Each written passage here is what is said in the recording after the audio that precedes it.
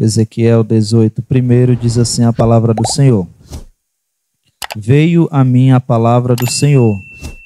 Que queres dizer vós quando citam este provérbio acerca da terra de Israel? Os pais comeram uvas verdes e os dentes dos filhos é que se embotaram. Tão certo como eu vivo, diz o Senhor Deus, nunca mais direis este provérbio em Israel, pois todos são meus, tanto o pai como o filho são meus. A alma que pecar, essa morrerá. Vamos ler o versículo de número 29, ainda do mesmo capítulo 18, agora versículo de número 29. Contudo, diz a nação de Israel, o caminho do Senhor não é justo. Não são os meus caminhos justos? Nação de Israel, e não são os vossos caminhos injustos? Portanto, eu vos julgarei a cada um conforme os seus caminhos. Ó nação de Israel, diz o Senhor Deus, vinde e convertei-vos de todas as vossas transgressões, e a iniquidade não vos servirá de tropeço. Amém, irmãos. Esses versículos do capítulo de número 18, é claro que seria interessante ler todo o capítulo, mas para nós ganharmos tempo, esses versículos serão suficientes e ao decorrer da mensagem nós poderemos estar vendo outros versículos. Como eu já havia comentado há alguns dias atrás, que eu iria estar trazendo um assunto muito importante acerca da maldição hereditária, onde muitas pessoas sabem o que é, mas entendem de uma forma errada, onde algumas igrejas, alguns pastores vêm pregando acerca disso, mas de maneira errada.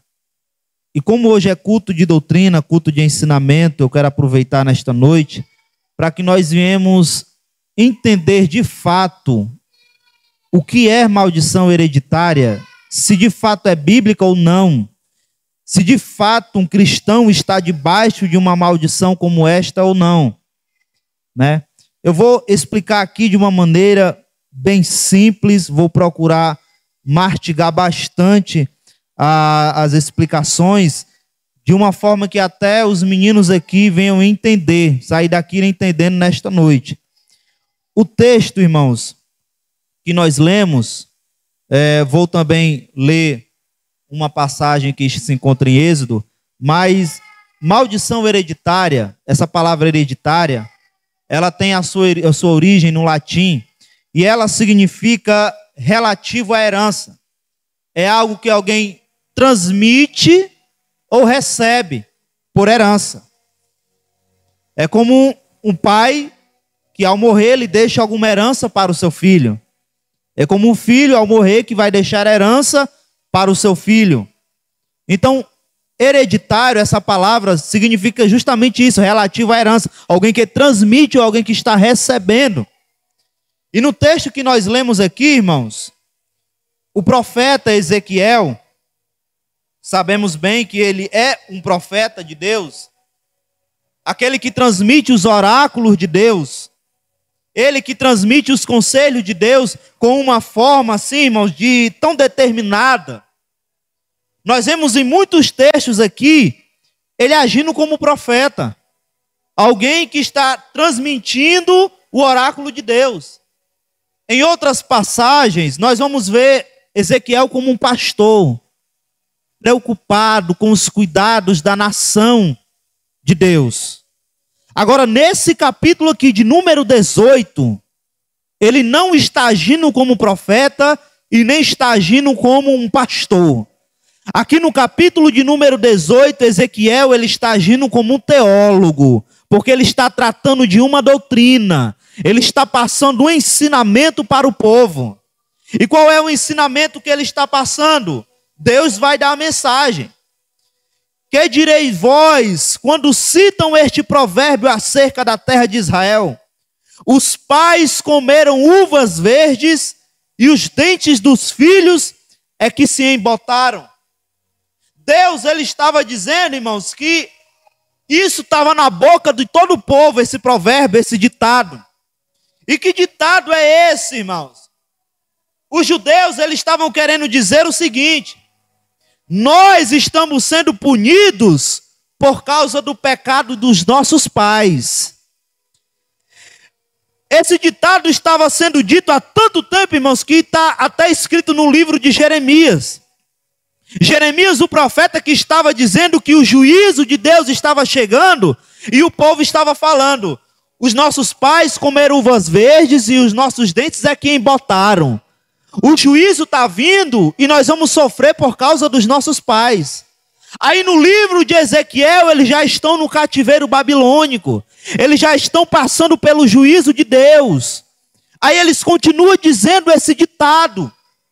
Aí Deus vai dizer o seguinte: tão certo como eu vivo, diz o Senhor Deus, nunca mais direis este provérbio em Israel. Por quê?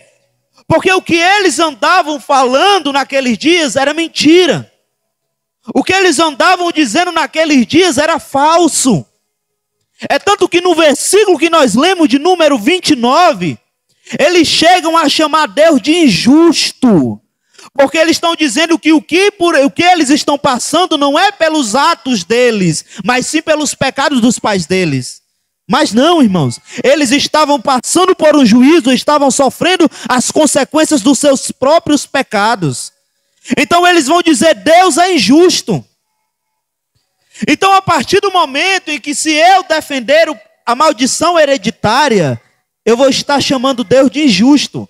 Porque eu vou estar dizendo o seguinte: o que eu estou passando não é por causa dos meus pecados, mas por causa dos pecados dos meus pais. E Deus está me punindo por causa disso. Era isso que Israel ele estava falando nesses dias, nos dias de Jeremias e nos dias do profeta Ezequiel.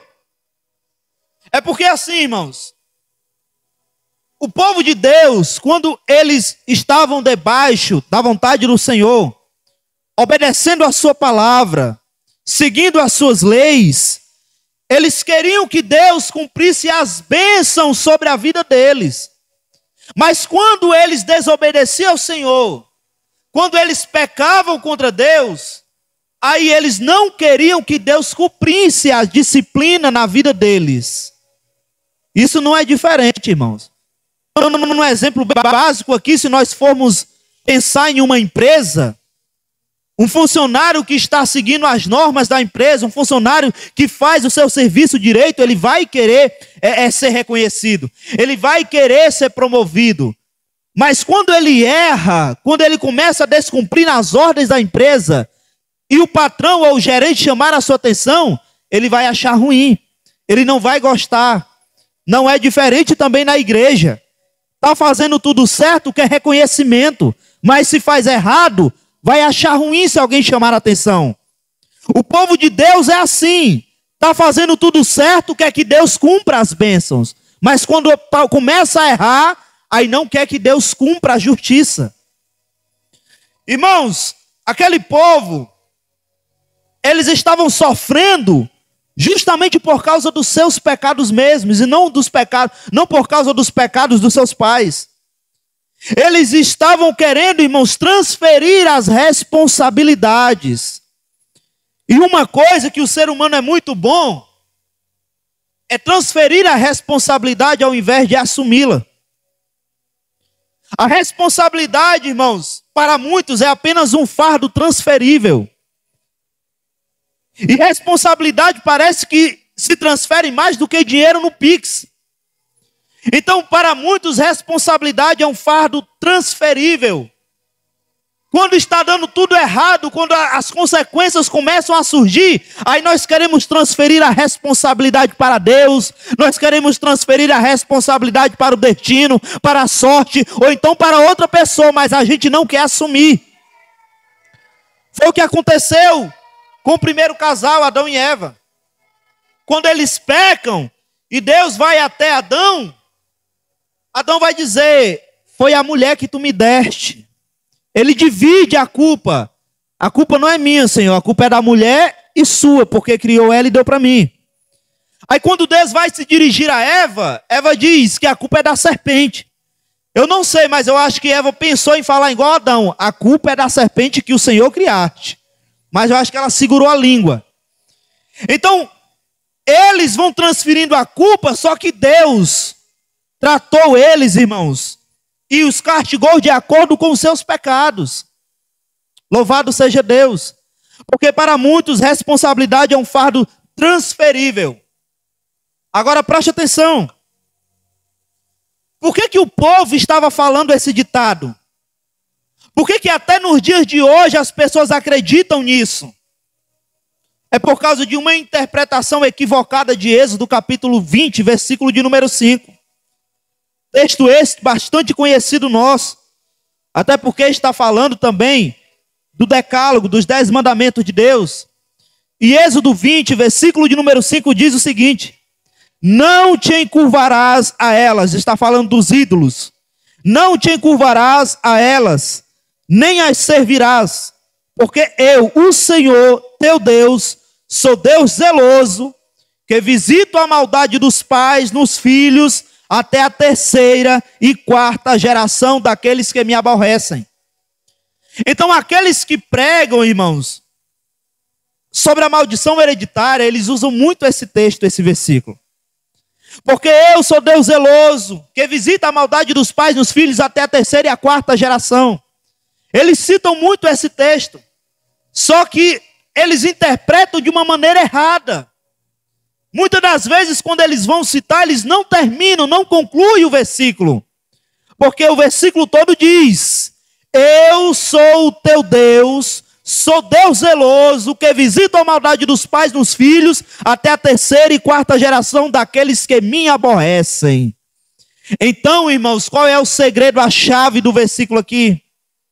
Deus, ele vai visitar, ele vai, até a 3ª, até a 4ª geração, mas de quem? Daqueles que aborrecem a Deus. E eu vou dizer uma coisa: se continuar aborrecendo ele, ele não vai visitar só a 3ª e a 4ª, não. Ele vai visitar a 5ª, a 6ª, a 10ª. Quanto o homem estiver aborrecendo a ele, ele vai visitar. Mas se o homem se arrepender, se o homem passar a seguir os caminhos do Senhor e parar de aborrecê-lo, então, irmãos, esse princípio não é aplicado na vida deste homem. O meu pai pecou, o meu pai aborreceu a Deus, mas eu me arrependi e passei a seguir os caminhos dele. Este princípio é quebrado a partir da minha decisão de servir ao Senhor. Não é algo obrigado, um fatalismo, algo predestinado, de que o meu pai pecou e eu estou predestinado a pecar, a viver, a seguir os caminhos dele, não. É questão de escolha e não de fatalismo. Louvado seja Deus. Então este princípio aqui de Êxodo 20, versículo de número 5, irmãos, ele só é aplicado enquanto o homem insistir em aborrecer a Deus. Porém, esse ciclo do pecado, ele é quebrado quando o homem se arrepende e passa a seguir ao Senhor. A maldição, irmãos, não é hereditária. Ela só vai permanecer quando os filhos continuarem nos caminhos dos pais.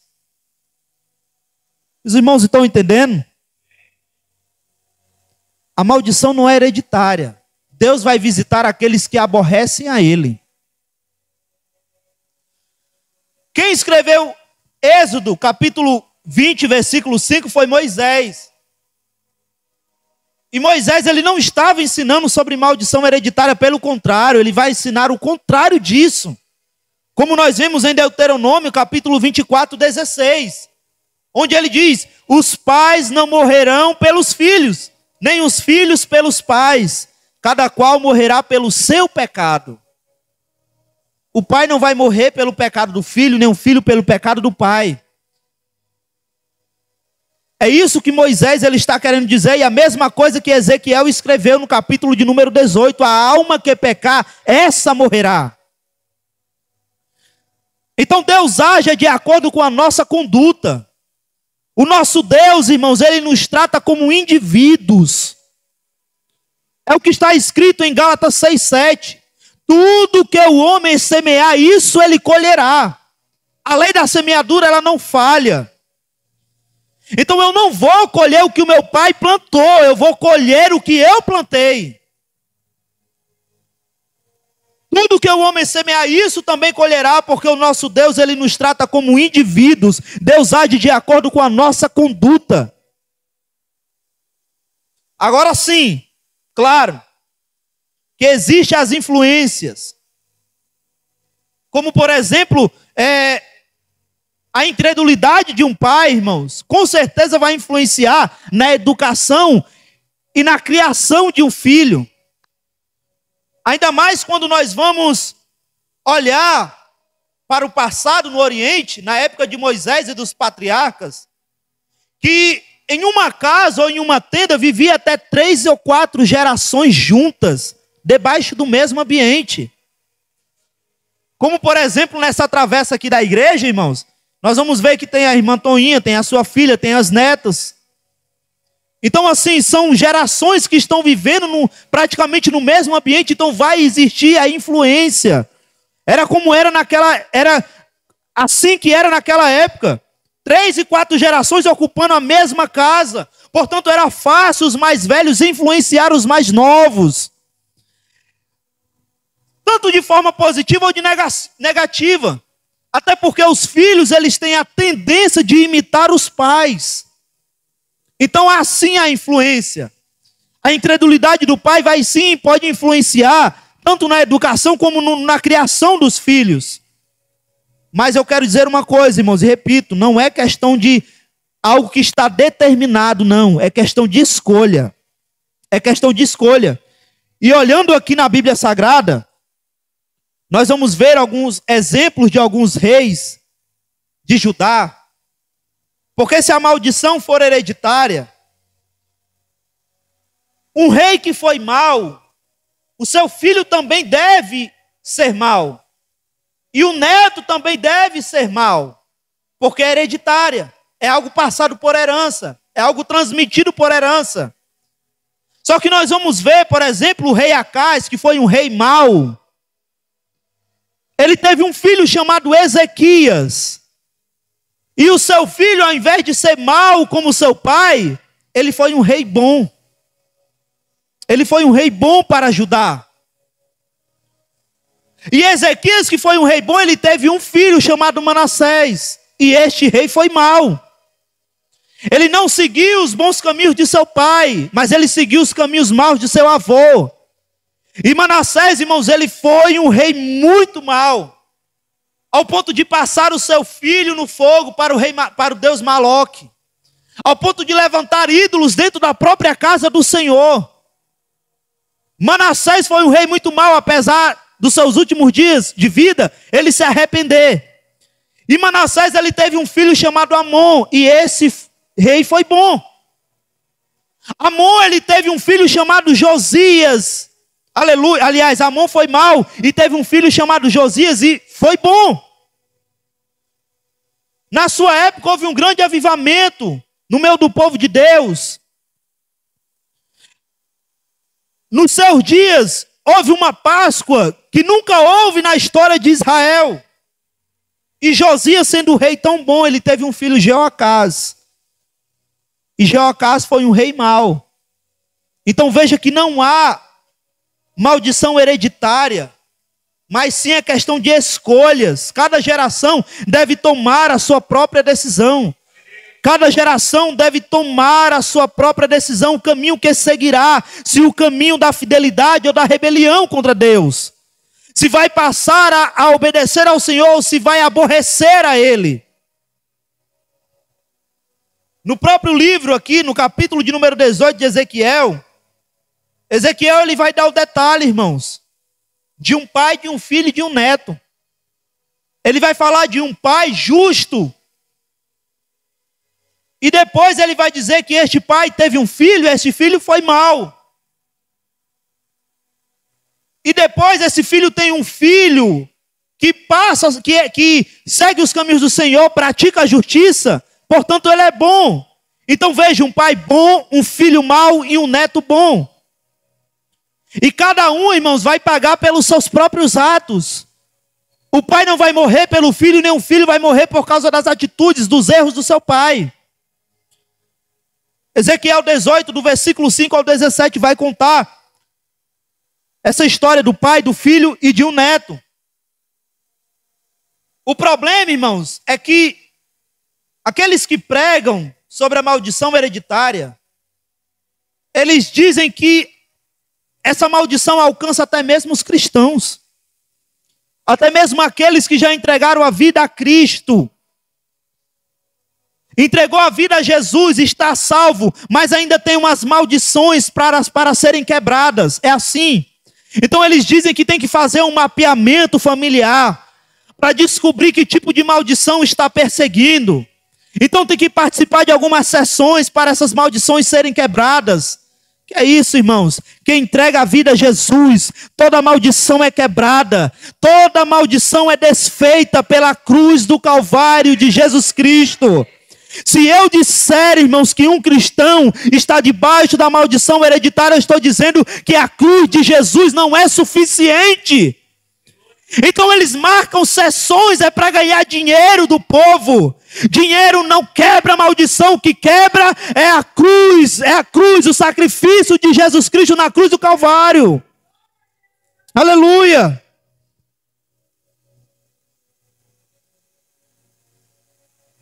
O meu pai, irmãos, por exemplo, ele era um alcoólatra, fumava. A minha mãe, católica, todo domingo estava na igreja. E eu nasci e cresci em um lar como esse. Mas eu não segui o mesmo caminho do meu pai. Eu não me tornei um bebarrão. Eu não passei a fumar. Frequentei algumas vezes, alguns domingos, numa igreja católica, mas sempre tive a vontade. Eu sempre abri aquela Bíblia grande que havia lá na casa da minha mãe para ler. E pela misericórdia do Senhor, entreguei a minha vida a Cristo e hoje sigo a sua verdade. Então, assim, é questão de escolha.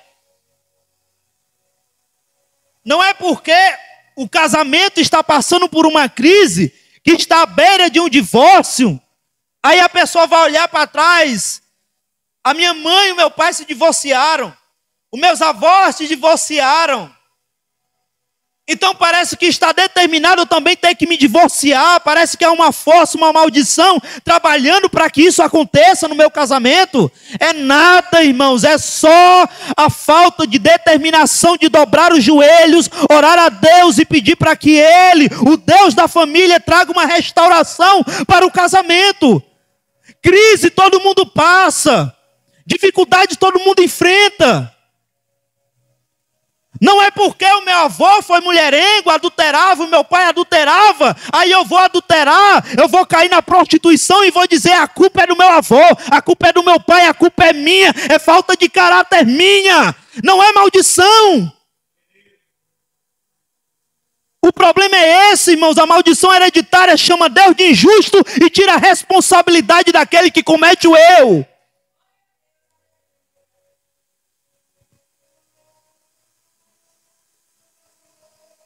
O povo estava chamando Deus de injusto, irmãos.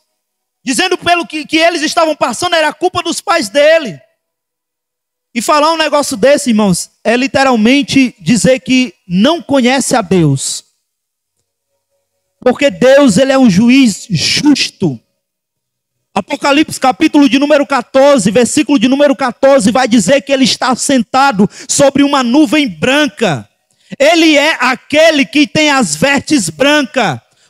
Aleluia, glória a Deus. Irmão, sabe o que é isso? Simboliza a sua justiça pura, perfeita, sem mancha e sem mácula nenhuma. Deus é um juiz justo. E não somente isso, mas Ele é gracioso, Ele é misericordioso. Porque eu vou dizer uma coisa, irmãos. Se Deus, Ele baseasse a sua justiça somente no merecimento humano, hoje nós nem estaríamos aqui. Hoje nós nem estaríamos mais vivos. Se Deus Ele baseasse a sua justiça somente no merecimento humano, Deus entregaria todo mundo para o inferno. Porque é isso que o homem merece. Todos estão destituídos da glória de Deus. Não há um homem justo sequer. Não há um homem sequer nesta terra que não tenha pecado. Mas não, Deus é tão gracioso e misericordioso que Ele enviou o seu único filho para morrer no nosso lugar e nos livrar da condenação eterna. Davi, ele sabia tanto disso, irmãos, que no Salmo de número 51, quando ele está orando, ele vai dizer o seguinte: Senhor, tem misericórdia de mim, segundo as minhas obras? Não.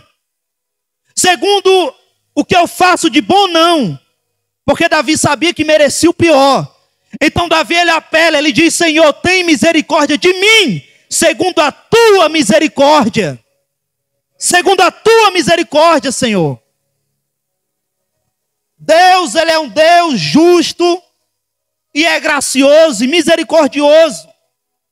Porque na conversa que Ele tem com Adão, Ele vai dizer o seguinte: no dia que tu comeste deste fruto, certamente morrerás. Adão desobedece, come do fruto.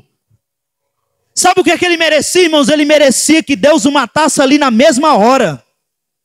Ele merecia uma punição infinitamente grande na vida dele por desobedecer a Deus, um juiz justo. Só que Adão, ao desobedecer a Deus, ao invés de Deus matar ele, Deus faz uma veste para Adão e cobre ele. Isso é misericórdia, isso é graça. Aleluia! Quantas vezes Deus nos cobriu ao invés de nos punir por causa das nossas falhas e dos nossos erros, irmãos.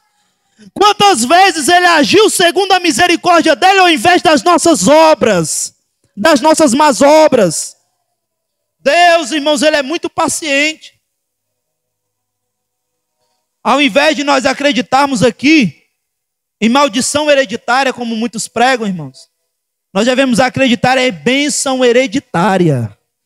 Porque em Êxodo 20, versículo 5, enquanto diz que Deus vai visitar a terceira e a quarta geração daqueles que o aborrecem, no versículo de número 6 ele vai dizer que ele faz misericórdia até 1000 gerações daqueles que amam e guardam os seus mandamentos. Ele não faz misericórdia, não é só 3, 4 gerações, não. É até 1000 daqueles que amam e guardam os seus mandamentos. Aleluia. Nós devemos acreditar em bênção hereditária. Porque no dia em que Salomão pecou contra Deus, Deus disse que ia passar, irmãos, a glória para um servo dele. Mas ele disse o seguinte, pastor Márcio, que ele não rasgaria o reino da mão dele naquele dia, por amor a Davi. Deus falou para Salomão: Salomão, você pecou contra mim, mas eu não rasgo o reino da tua mão hoje, só por amor ao teu pai, porque eu tenho uma aliança com ele, eu fiz uma aliança com ele, e por isso eu não vou rasgar o reino da tua mão hoje. Aleluia. Eu creio, irmãos, eu creio que a aliança que eu faço hoje vai beneficiar a minha filha amanhã. Eu creio que a aliança que eu faço com Deus hoje vai beneficiar as minhas gerações futuras. Aleluia.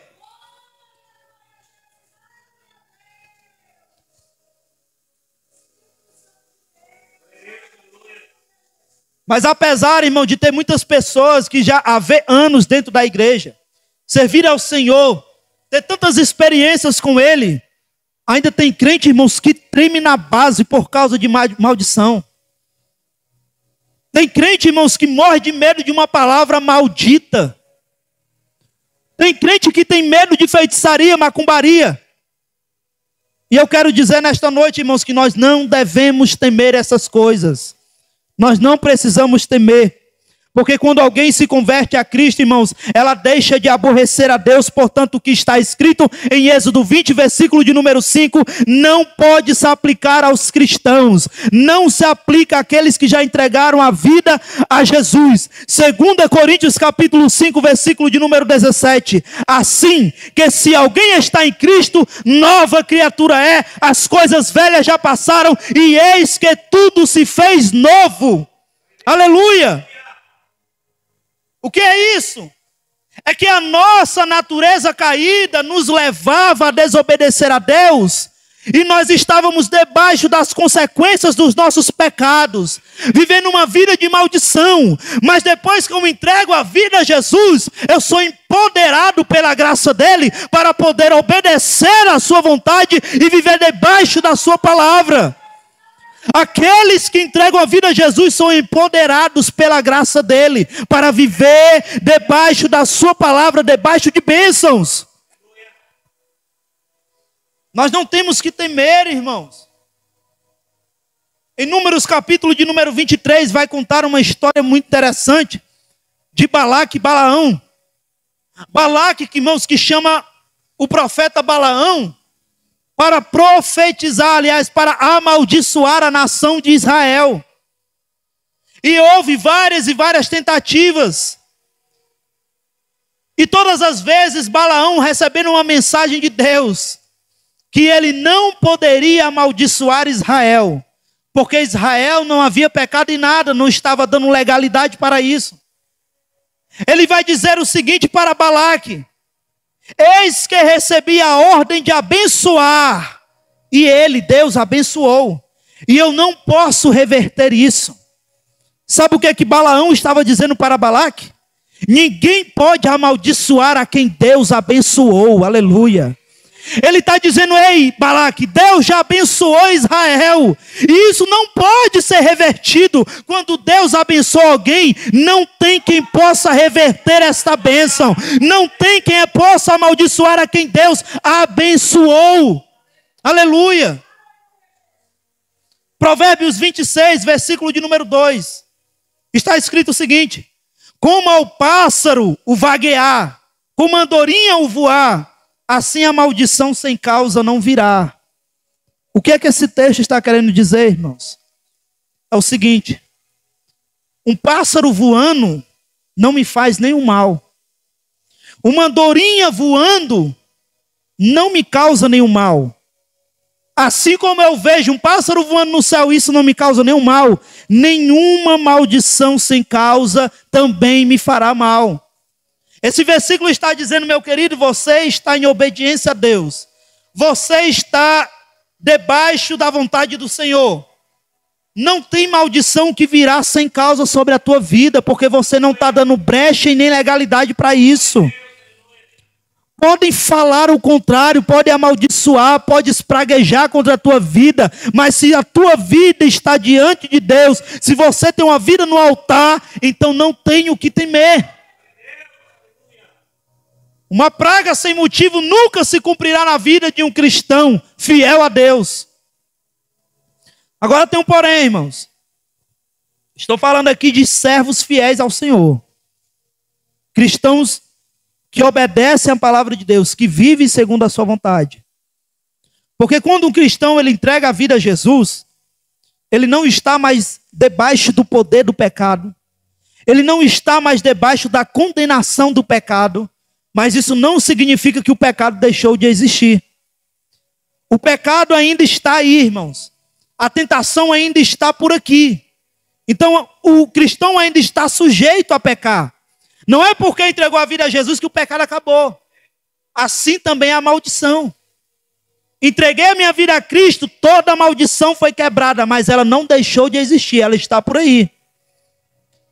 Hebreus capítulo 6, versículo 7 ao 8. Porque a terra que embebe a chuva, que muitas vezes cai sobre ela, e produz erva proveitosa para aqueles por quem é lavrada, recebe a bênção de Deus. Mas a que produz espinhos e abrolhos é reprovada, e perto está da maldição, o seu fim é ser queimada. A terra aqui, irmãos, é o homem. Homem que produz bons frutos está debaixo da bênção de Deus. Mas quem está produzindo espinho e abrolho, mau fruto, a Bíblia está dizendo, a maldição está por perto. Aleluia. Ela não deixou de existir. Apocalipse capítulo 22, versículo 3 vai dizer que um dia ela deixará de existir, mas ainda hoje não. Então nós temos que viver em fidelidade, obediência ao Senhor, para não dar legalidade nem brechas, porque a maldição ainda está por perto. 1 João capítulo 3, versículo de número 8. Quem pratica o pecado é do diabo, porque o diabo peca desde o princípio. Para isto, o Filho de Deus se manifestou para desfazer as obras do diabo. Aleluia. Foi para isso que Jesus Cristo se manifestou. Foi para desfazer toda a obra do diabo na vida daqueles que creem e seguem a Ele. Louvado seja Deus, irmãos. Então esse negócio de maldição hereditária, eu estou passando isso, é por causa, não de fulano, não. É por causa de você mesmo. Eu estou passando por isso, é por causa de mim mesmo. A atitude que eu tenho que fazer é me arrepender e me converter de verdade. E esse ciclo será quebrado da minha vida, para assim eu estar debaixo, sob as bênçãos de Deus. Porque o que nós temos que crer é, eu já sou uma nova criatura e o Filho de Deus já veio e ele já quebrou, arrebentou, desfez toda a obra do diabo na minha e na sua vida. Aleluia, irmãos. Louvado seja Deus. Vamos ficar de pé nesta noite.